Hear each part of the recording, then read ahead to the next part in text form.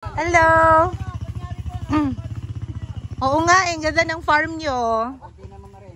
Tama-tama magsuswimming kami. Wala kaming talong. Mag-iihaw kami ng talong. Fresh pa po yan. So, ang ganda ng farm nyo ha. Oo, kasi dami ring tubig. Yun yung maganda. Sayang nga ma'am, may nabili na eh. Ah, nabili na to? Ma'am, meron pa ma'am dito ma'am.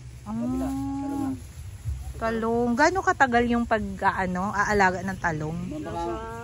November pa po yata yan.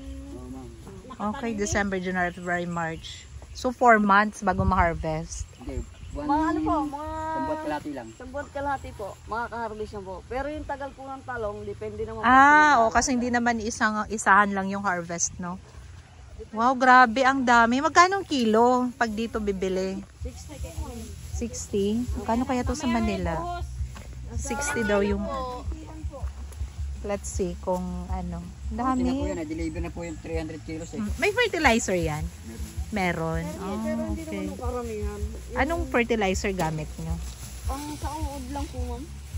Oo, kasi hindi maiwasan talaga yung uod, no? Dami nga pong bumili may 30 kilos. Ewan, dadun pa daw nila Los Baños.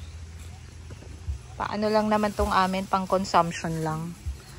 Ganda, no? Diyan kami sa may ano ba yun?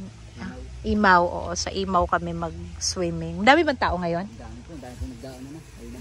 Anak ko. Dami ng farm dito niya.